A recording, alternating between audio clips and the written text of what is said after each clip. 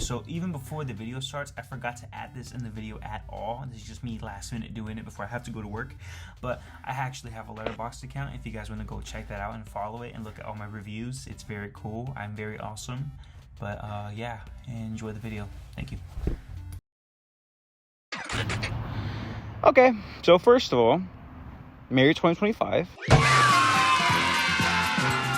It's already been an absurd year. Very, very absurd year. But we're not here to talk about that. Distract yourself. You deserve it. You've been through so much trauma in the past 2 weeks. And what's to come for the next 4 years. Ooh. Anyways, this is my first video of 2025. Something positive at least. And you might notice this is a little different than what I'm used to doing. I'm trying out some new pieces, some new flavors, some new ingredients, spice up the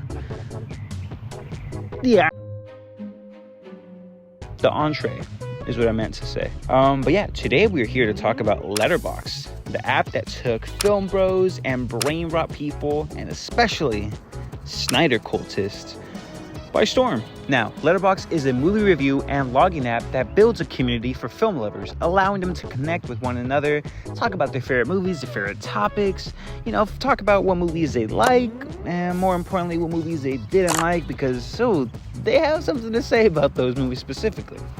And I think that's pretty cool. So yeah, let's talk about this.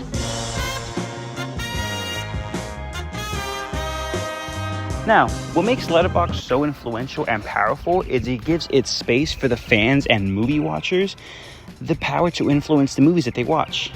It's not just a space for reviews, it's a platform for sharing conversations about these movies and what makes them so important, now more than ever in today's day and age. And with award seasons coming up, now more than ever does it feel like the fans have more of a say and are a little more honest than the Academy or the Hollywood Foreign Press.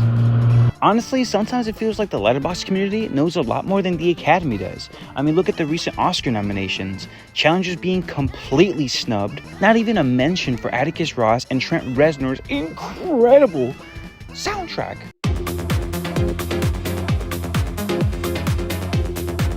That movie was amazing. Luca, I love you. And then there's Emilia Perez.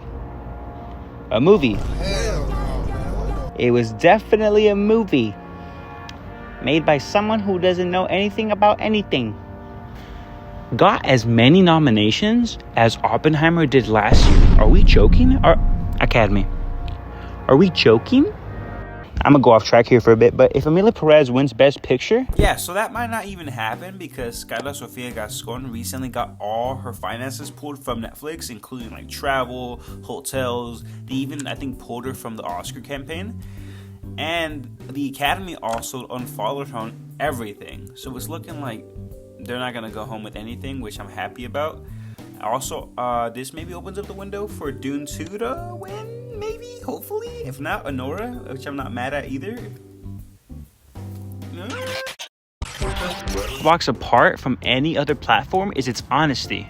I know, it's out there. Even the users don't just bash these films, they have a reasoning. And that's quite rare, especially with Twitter and Instagram. I'm not calling it X, but they provide constructive criticism and they actually have a say. Now, there are the typical meme reviews, like this happened to my buddy Eric once, or the boy and the heroine. But even those have a sense of personality and kind of give you a tone about the movie you're about to watch.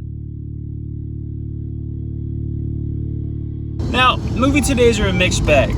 I mean, last year was one of the greatest interpretations of it. We had the highest of highs with Dune 2, Civil War, Anora, just to name a few. And we've also had the lowest of lows with Madam Web, Craven, Venom: The Last Dance. Man, Sony's made some stinkers this year. Besides the point, there's always a great variation, but the point of a film is to tell a good story. To make people feel either hopeful, inspired, motivated. I mean, as James Gunn put it better. I always hope for one thing when people go to see a movie. I hope that when they go to see a movie, they walk in, they enjoy it, of course. And then when they walk out of the theater, they love the person next to them a little more than what they felt about them when they walked in. That when they walk out of the theater, maybe they feel a little bit more hopeful about what this world can be than when they walked in. And that's the power of storytelling, isn't it? It's the ability to give hope and a sense of responsibility. And it's not just film, TV, video games, books, or other media. It's just the craft of it all that can inspire people to do the right thing or to influence someone to do something they never would. But because of that media, you have this mental blockage that is now removed because of it.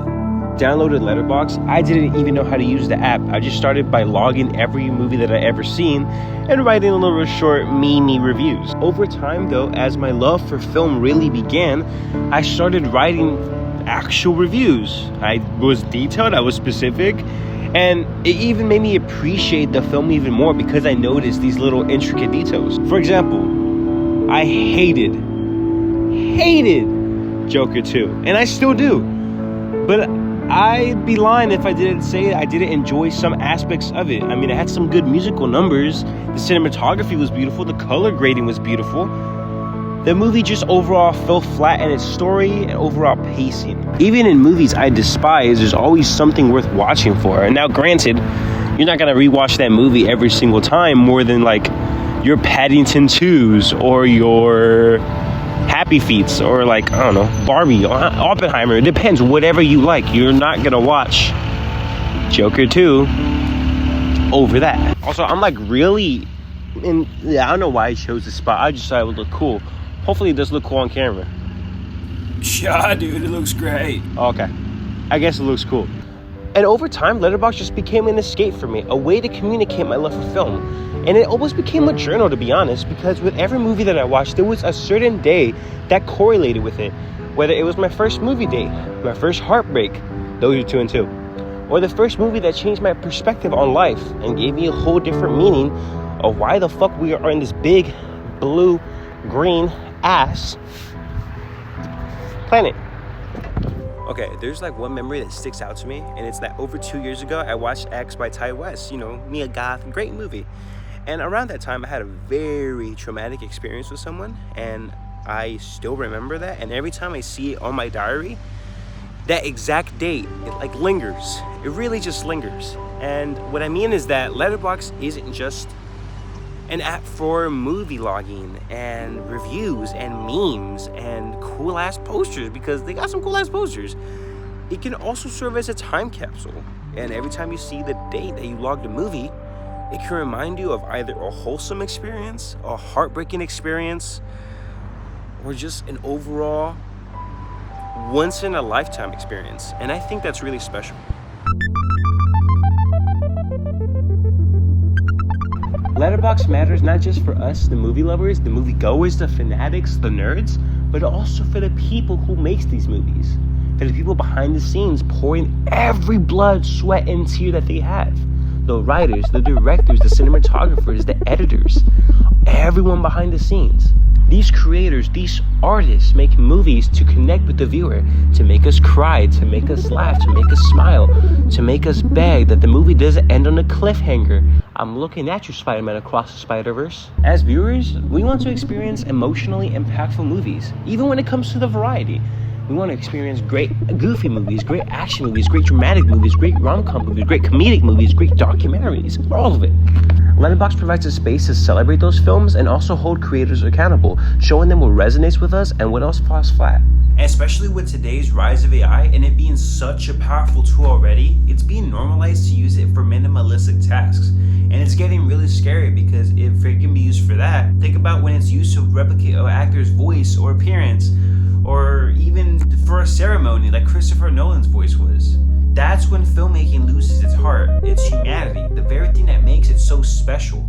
Because movies aren't just data being fed into an algorithm, because that's what every streaming service is doing nowadays. They find what the audience likes and make more movies based on that.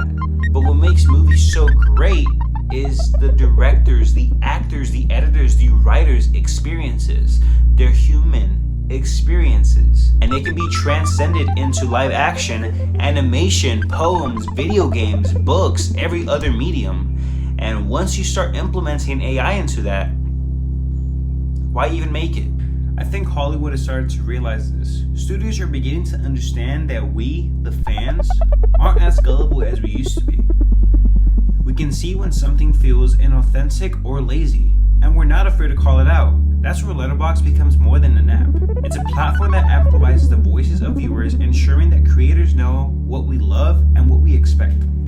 Ultimately, movies are conversations. Filmmakers create the art, and we, the fans, the audience, respond to it. Letterboxd gives us a space for that dialogue, a place where fans and creators can connect with a shared love of cinema. That's why this app matters to me. It's a bridge between the stories that we love and the people that create them. And as we move further into 2025, I hope we keep demanding more from the films we watch, not just more content, but more heart. So here's to a new year of vlogging, reviewing, and celebrating the films that remind us why we love storytelling in the first place. Thank you guys so much for watching. This is a very different type of video than the ones I'm used to making. That's not to say I'm straying away from the videos I make. I'm just trying to add a lot more ingredients to the pot, mix it up a little bit.